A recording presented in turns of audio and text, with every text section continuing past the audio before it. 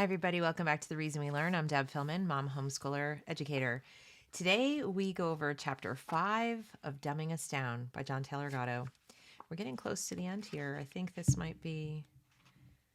there's an extra bonus chapter after this, but this is Chapter 5. It's called the Congregational Principle. And before I go over it, I want you to think of the answer to this question for yourself, your own answer.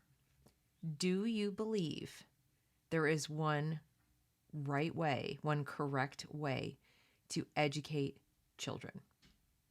Do you think there is a right way, a best way, if you will?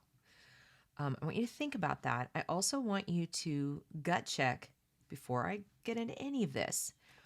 How comfortable are you personally with liberty, freedom? By that I mean the ability of each and every individual to make choices about everything, right up to and including rejecting having anything to do with people for any reason whatsoever. I mean, it could be a stupid reason by your estimation. And how comfortable are you with that as an individual? You know, allowing other people to do that, like allowing people not to bake the cake, or even allowing people to put a sign in their window of their privately owned store, I don't serve fill in the blank. Anything, anyone, how comfortable are you with that? Or do you think it is absolutely necessary for people to be forced into associations? Okay. Do you see zero upside to allowing people to make what could potentially be what you might consider really stupid, mean, nasty decisions, but still to make them nonetheless a truly free market? Across the board, not in any particular industry, not in any particular area, but across the board. How comfortable or uncomfortable are you with that? And get that feeling in your mind of where you stand philosophically on that. And then second to that, as an individual, how comfortable are you with groups of individuals organically forming to create small, congregations or associations or whole towns that agree on what they want their particular rules to be and what they want their particular associations to be, and are extremely intolerant of anybody who doesn't agree with those. Now, you're not forced to be there. You're not forced necessarily to leave there unless you suddenly say, I'm completely opposed to everything that these people represent. Then you're forced to leave. But how opposed you are that? Now, that would include everything from all male or all female clubs, all, black or all white, or all, any kind of segregated group. Private. I'm talking about private. I'm talking about where there's no government involved in this at all.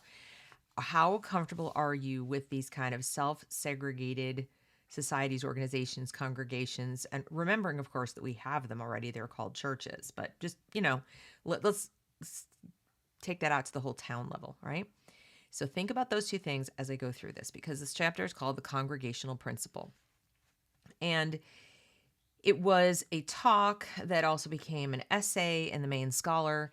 And the subhead of this is the beginning of an American solution to our school problem. This chapter delves into history quite a bit. I even learned some things. And I was an American Studies major, so American history was my thing, my passion. And even I learned some things about the very specific history of specific towns within Massachusetts. And it was fascinating because even I had to gut check and say, oh, ow, I don't know how comfortable I am with that degree of liberty. But then after I read what he wrote, I said, might have to stretch myself a little. So let's get into it.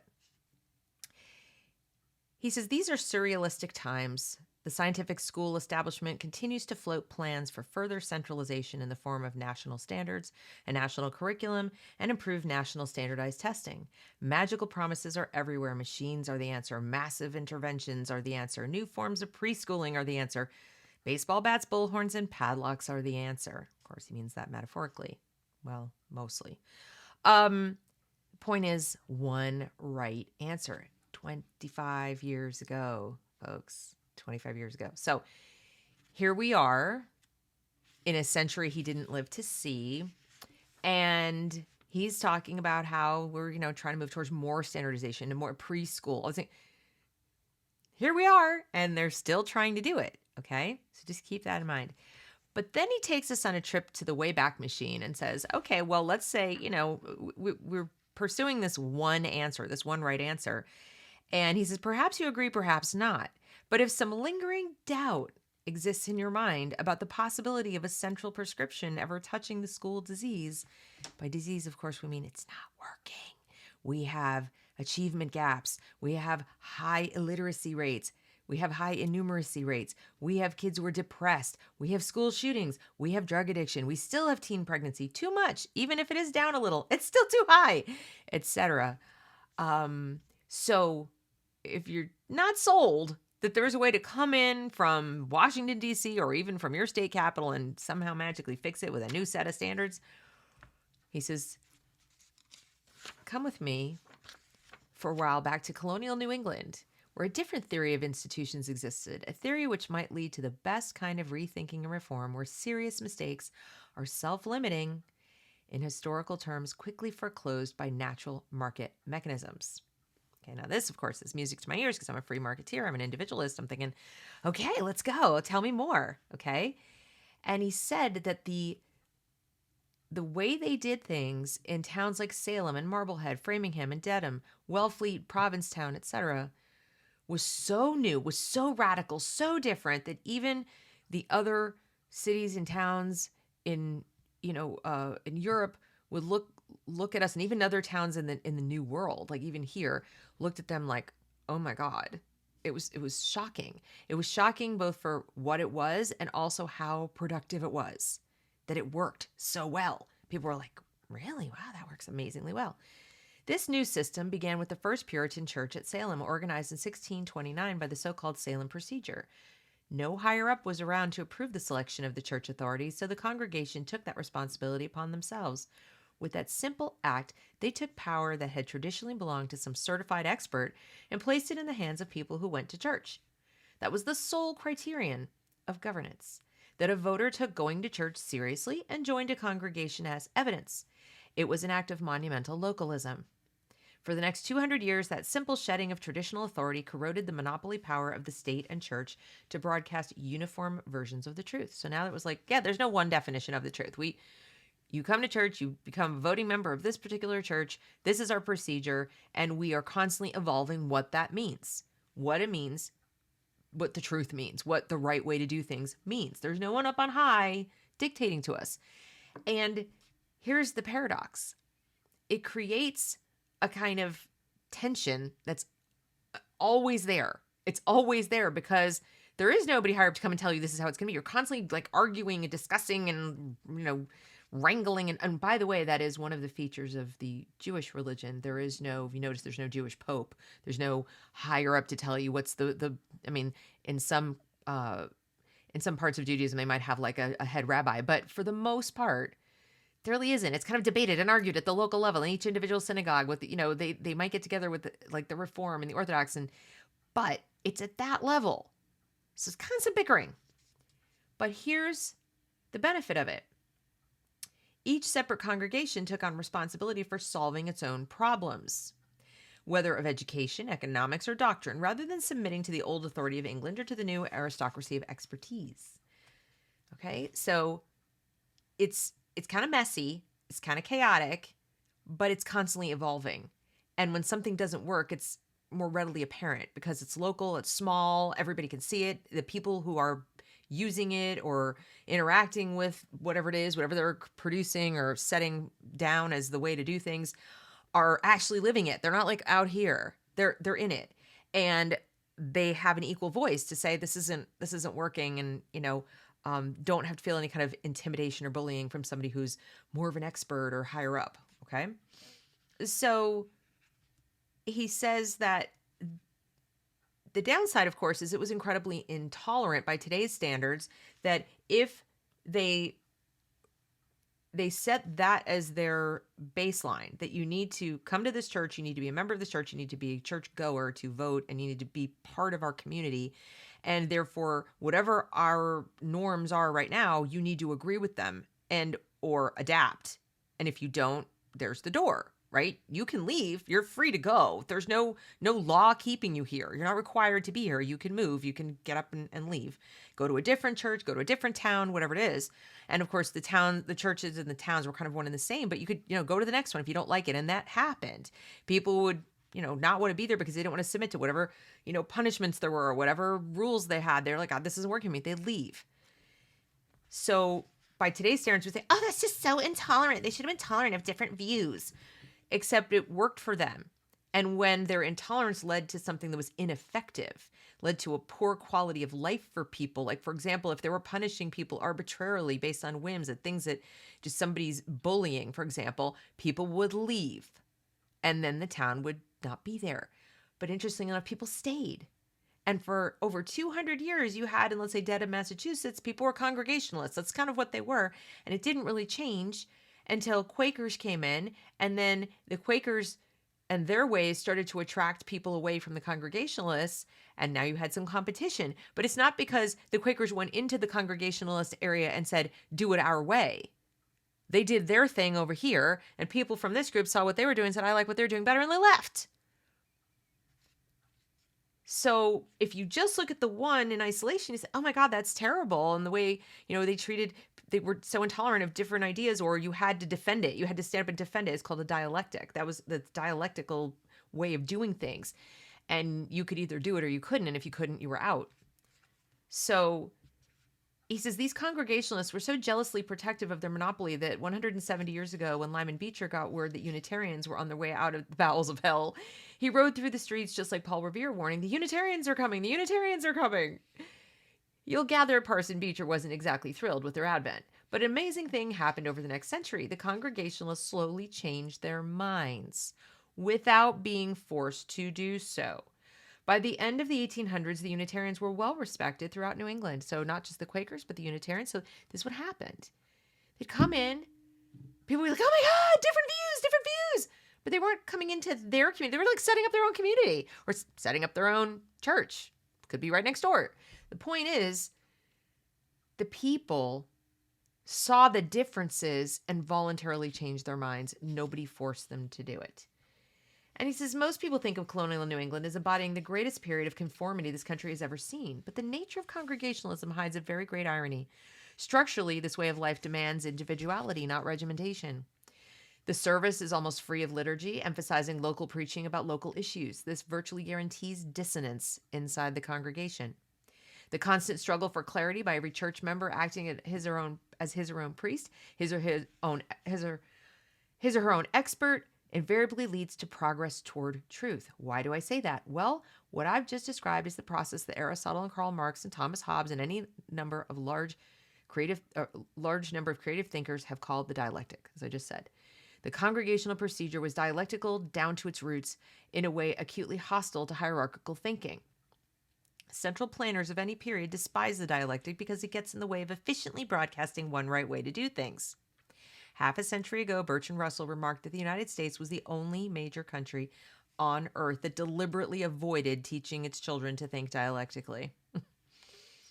He was talking about 20th century America, of course, the land of compulsory government schooling, not the New England of Congregationalist distinction. Did you wonder where Yankees got their lasting reputation for stubbornness, orneriness, and shrewd hair-splitting? Now you know. Roger Williams saw it clearly as any person of his time and recognized the inevitable connection between dissonance and quality of life. You can't have one without the other. Okay? So he then goes on to talk about Dedham, where he was giving a speech, how they favored private ownership, individual choice. And he then says each town was able to exclude people it didn't like. That's why I asked you the question. People were able to choose whom they wanted to work with, to sort themselves into a living curriculum that worked for them.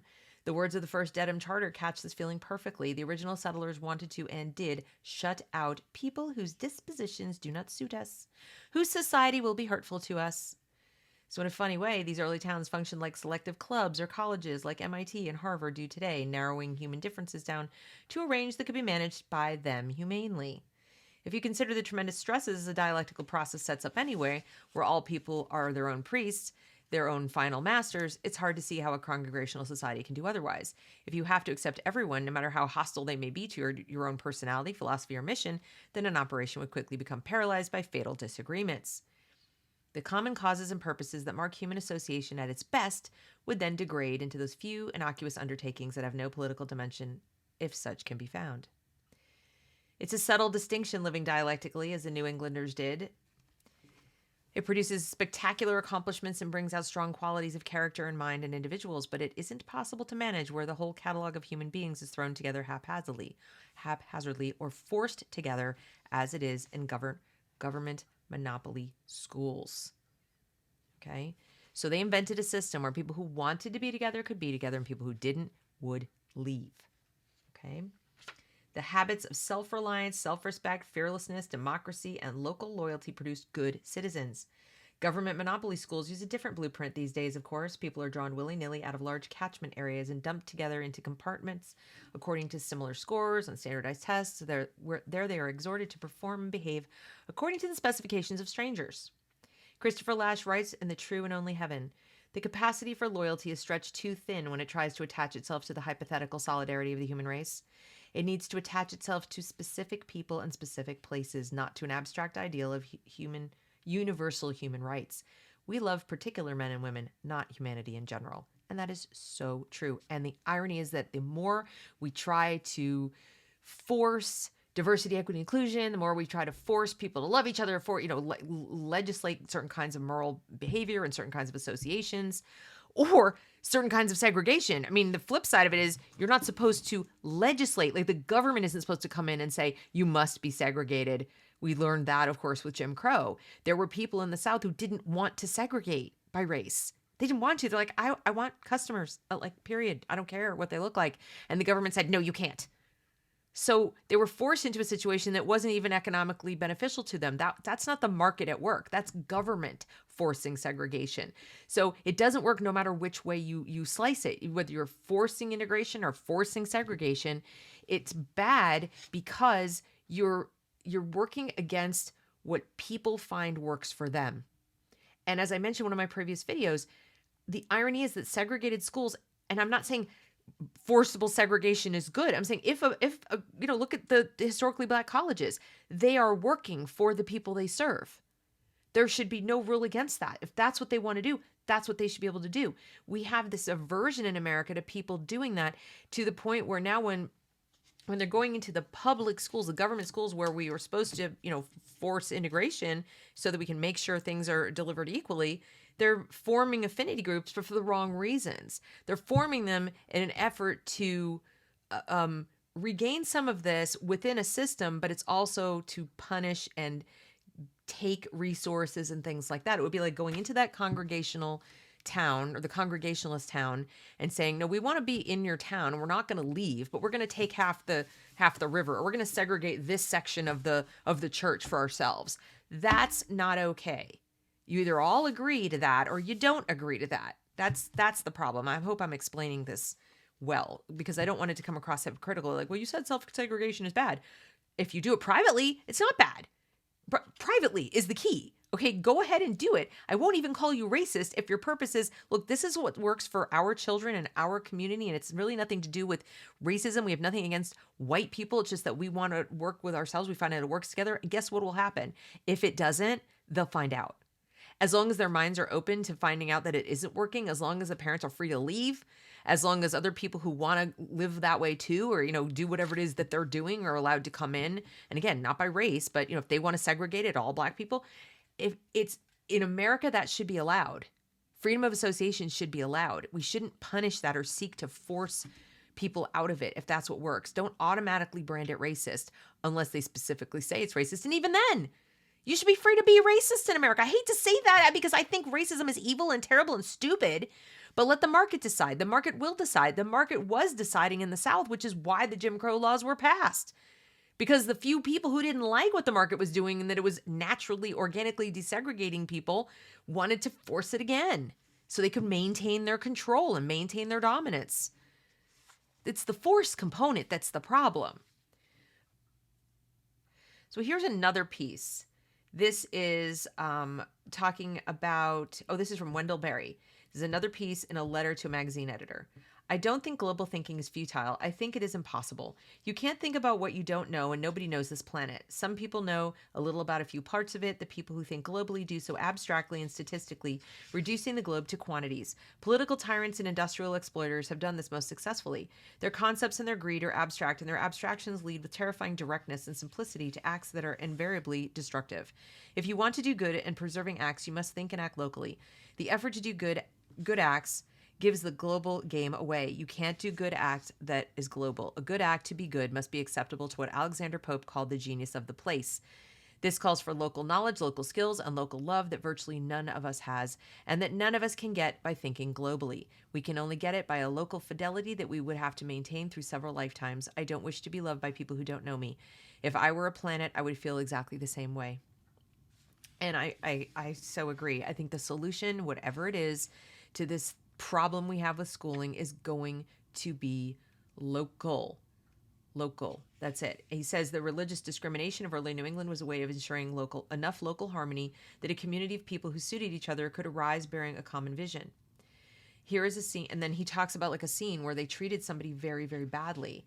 And he talks about how the negative side of this, the negative side of local choice, is very easy to see, as I've just described. I mean, if you can imagine a town saying, no blacks allowed or no whites allowed or whatever, we would think, oh my God, that's just horrible. I mean, we recoil at the notion, right, that you could just co-opt a whole subdivision or something. I mean, now if it was private land, theoretically you could do it. The problem is there's just no private land anymore.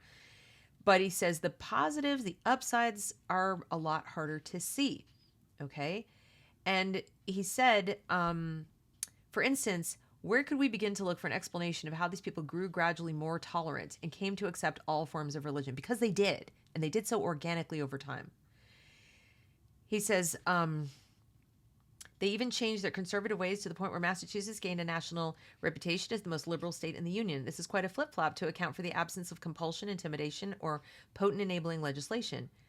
How did Dedham and the rest of those towns teach themselves to reform without experts making them do it and without central intervention?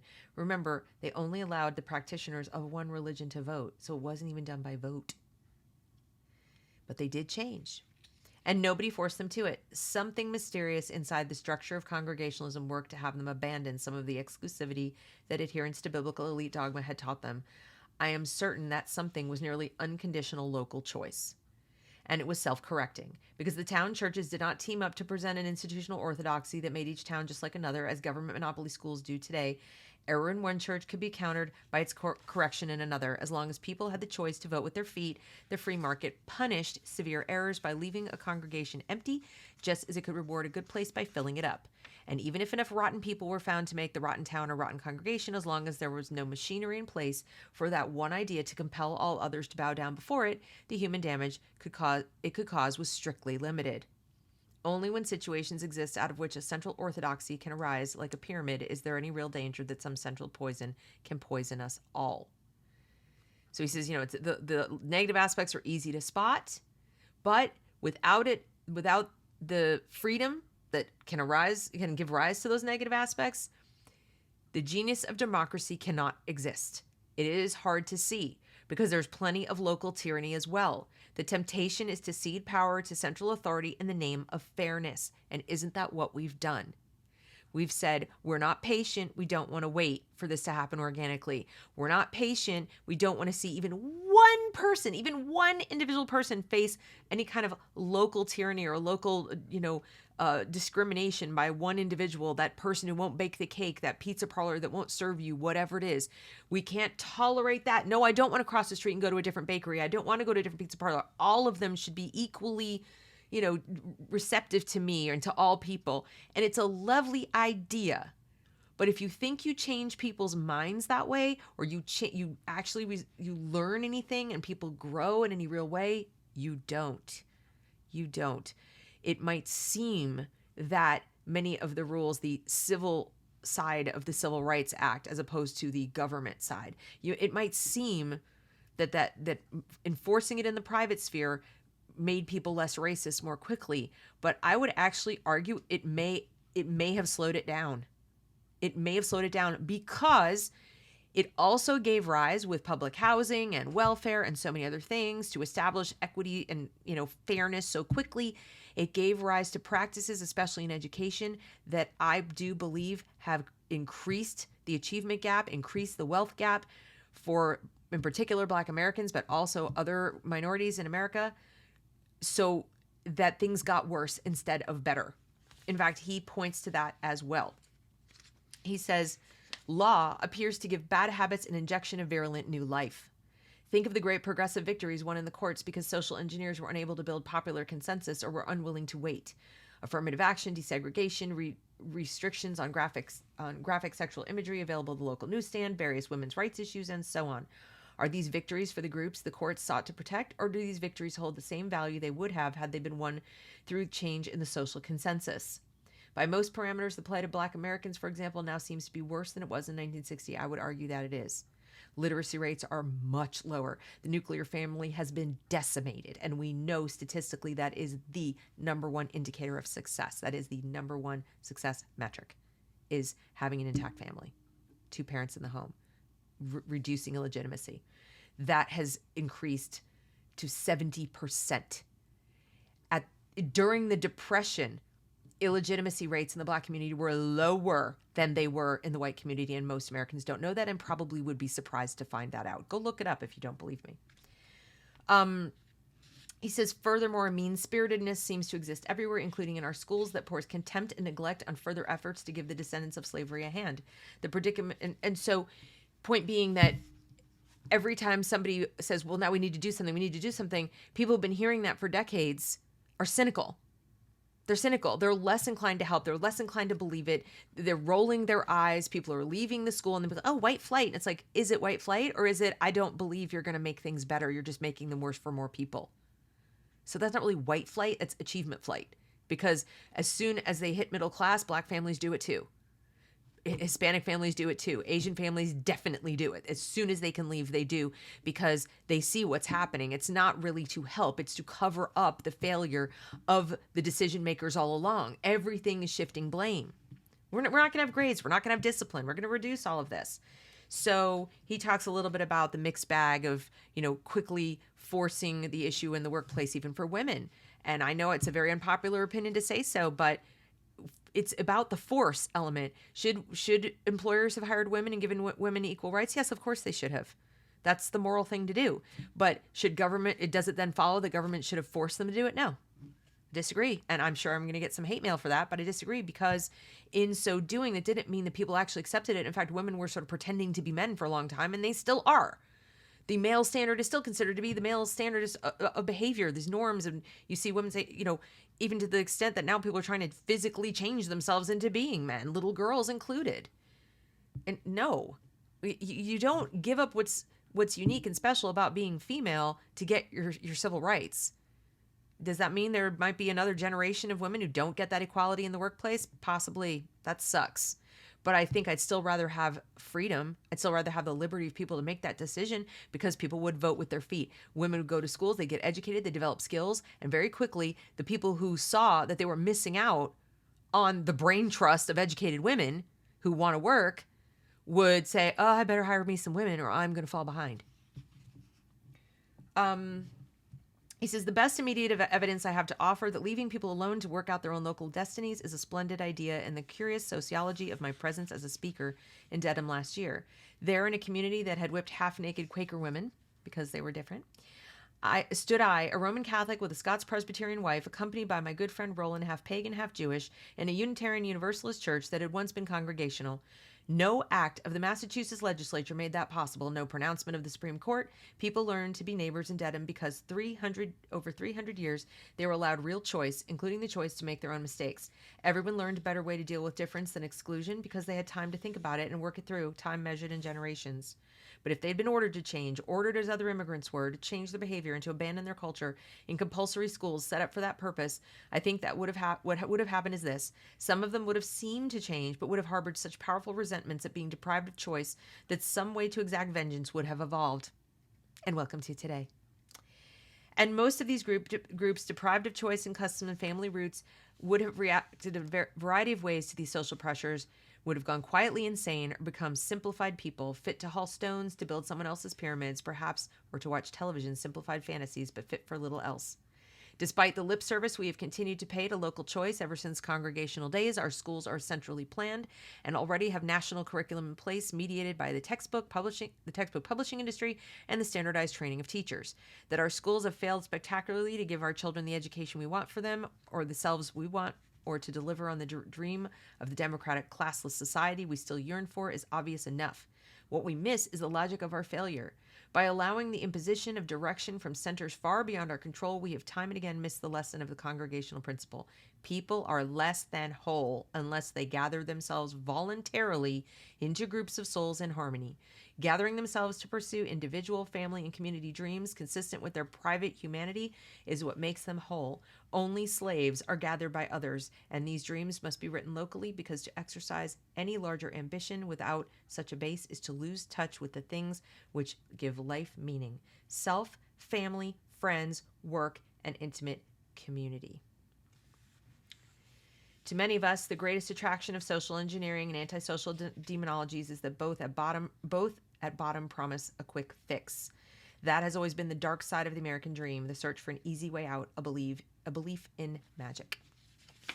So you really have to ask yourself, is there one right way? Is freedom as scary and chaotic and slow moving as it might be?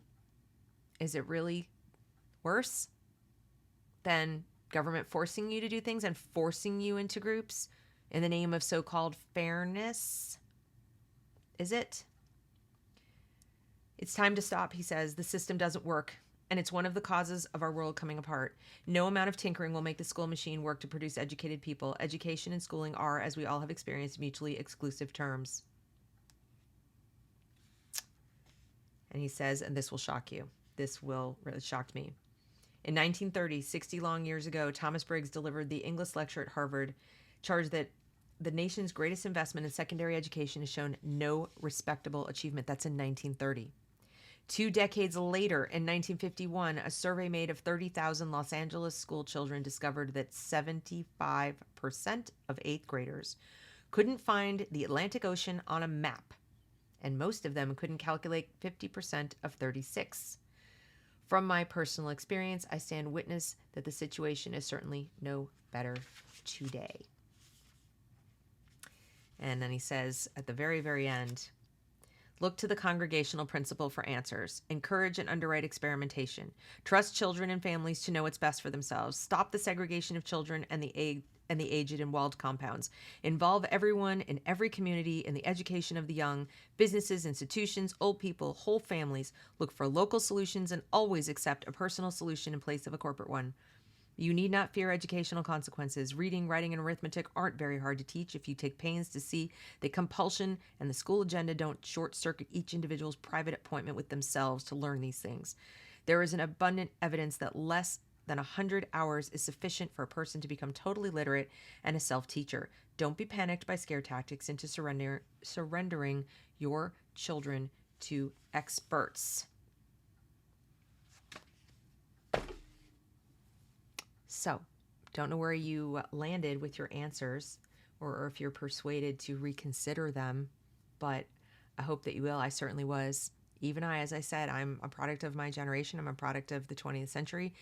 I am a product of even schools that taught that, forced egalitarianism was somehow essential to, being true to our ideals. And I now realize that actually it's the absence of force that permits us to be true to the ideals spelled out in the Declaration and the Constitution. It is only through the absence of force that we will ever get there. We're going backwards at a rapid clip right now, almost like a stone falling off a mountain. And it's terrifying to me because the solution is right there in front of us. And instead, we're doing the exact opposite of everything we should want to be doing. We are trying to double down on legislating a morality, and what's worse is we're not. It's turned inside out. It's not morality anymore. Now it is revenge. It's just straight up revenge. All the resentment he talked about, all the things he said would happen 25 years ago have happened. People are not whole. They're fragments of themselves. They're lonely. They're mentally ill. They're filled with anger and self-loathing. Their disintegrated personalities are looking around, desperate to hold on to something, eager to grab vengeance narratives. And in steps cultural Marxism, postmodernism, and the psychopathy that goes with that. And now we will probably end up with a worse kind of tyranny than you ever would have seen at the very local level if we've just left it alone. Absolutely at the government level, civil rights, absolutely no question. Nobody should be prevented from voting, and you shouldn't be allowed to legally prohibit a business from doing business with someone because they're black. Forced segregation like that was absolutely wrong and had to have been legislated out of existence. If they want to do business with black people, they should be allowed to do it. But the reverse should not have been true. They shouldn't have been forced to do it. The racists would have stood out like sore thumbs. People could have voted with their feet. There's nothing saying you couldn't use your free speech to boycott, to protest, to say, I don't like this business, I am not going to do business with them, etc. I'm not suggesting canceling. I'm just saying use your free speech to say, I'm not going to do it. Not going to do it. I think it's a bad idea. I'm going to go over here to the other store. It would have gone away. I think it would have gone away quicker. And we wouldn't have ended up with some of the other problems that have come along because we decided there had to be central planning of our hearts and minds. So that is the chapter. I hope you've enjoyed it. I hope you'll consider subscribing to the channel. Like, comment, share. I would love to know your reactions to this, where you started, where you finished. If you have anything to add, that would be great. Thanks for watching.